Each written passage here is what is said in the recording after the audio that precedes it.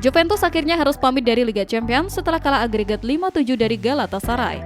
Meski menang 3-2 di leg kedua, perjuangan habis-habisan si Nyonya Tua selama 120 menit tetap menemui ujung yang menyesakan. Bermain agresif sejak awal demi mengejar defisit gol, Manuel sempat membuka harapan lewat penalti di menit ke-37. Keadaan sempat memihak Juventus saat bek lawan, Kelly, diusir wasit di awal babak kedua. Unggul jumlah pemain dimanfaatkan pasukan Luciano Spalletti untuk mencetak gol melalui Federico Gatti dan Weston hingga agregat menjadi imbang 5-5. Namun, di babak tambahan waktu, Dewi Fortuna berpaling. Galatasaray justru berhasil mencuri 2 gol pemutus asa lewat Victor Osimhen dan Baris Yilmaz. Walau harus tersingkir Public Alliance Stadium tetap memberikan apresiasi tinggi atas kegigihan Juventus yang bertarung hingga tetes keringat terakhir.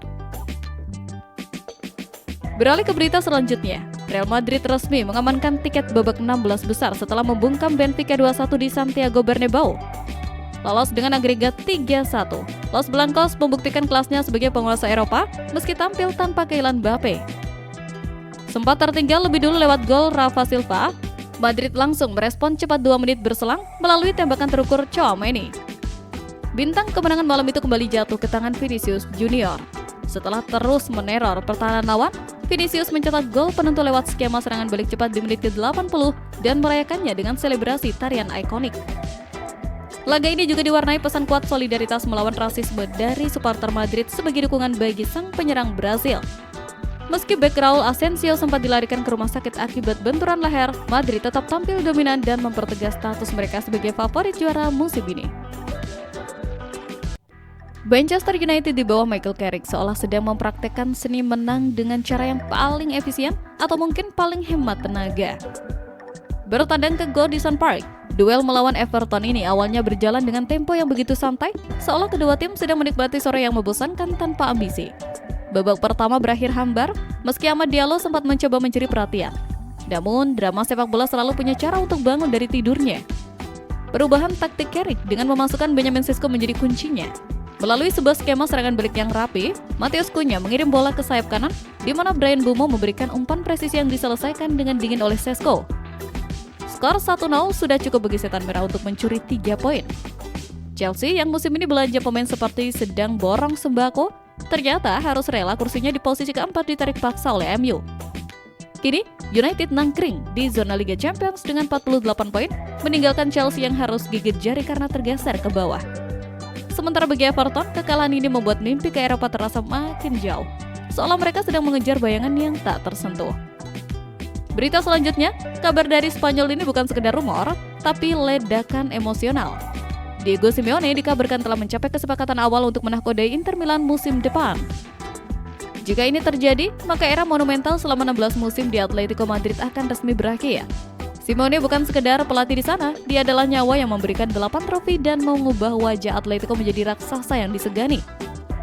Namun, romansanya di Madrid mulai terasa dingin setelah mereka tertinggal jauh dari Barcelona. Spekulasi kepindahannya kian liar mengingat gaji Simeone yang selangit, yakni mencapai 40 juta euro per tahun, sebuah angka yang bisa membuat struktur gaji di Serie A bergejolak hebat. Tapi bagi Inter, ini adalah soal kepulangan sang pahlawan.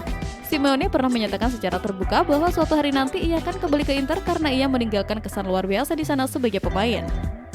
Hampir 3 dekade berlalu, dan kini takdir seolah sedang merajut jalan pulang bagi El Colo untuk menanamkan mental juaranya di Giuseppe Meazza. Tahta London Utara kini punya pemilik tunggal yang sah, Arsenal. Dalam drama bertajuk Derby London Utara di markas Tottenham, Meriam London tampil begitu puitis sekaligus mematikan. Skuad asuhan Mikel Arteta pulang dengan kemenangan telak 4-1 yang membuat publik tuan rumah terdiam 1000 bahasa. Panggung utama malam itu menjadi milik 2 bintang baru, Eze dan Victor Gyökeres, yang masing-masing mengemas brace. Meski Spurs sempat membalas lewat aksi individual Randal Kolomuani, dominasi Arsenal di babak kedua tak terbendung. Gyökeres menunjukkan mengapa ia adalah kepingan puzzle yang hilang lewat gol jarak jauhnya yang menghujam gawang lawan. Kemenangan ini bukan sekedar 3 poin, ini adalah pernyataan perang kepada Manchester City. Dengan koleksi 61 poin, Arsenal kini memimpin 5 angka dari kejaran Pep Guardiola. City patut ketar-ketir karena Meriam London saat ini sedang dalam mode paling stabil dan sulit untuk dijinakkan. Beralih ke berita selanjutnya. Tentu saja, kabar yang bikin kita auto excited.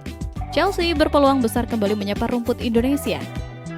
Sinyal ini muncul setelah pertemuan hangat Presiden RI Prabowo Subianto dengan pemilik The Blues, Todd Boehly. Kabar gembira ini dibocorkan oleh Menteri Rosan Roslani yang menyebut bahwa Boehly berjanji akan memboyong Chelsea untuk melakoni laga persahabatan di tanah air. Meski saat ini tim asuhan Liam Rowe senior masih berjuang mengamankan zona 4 besar Premier League dan melaju ke babak 16 besar Liga Champions, jeda pramusim Juni sampai Agustus 2026 menjadi waktu paling logis bagi kedatangan mereka. Tentu saja jangan berharap skuad lengkap karena adanya bentrokan jadwal dengan Piala Dunia 2026.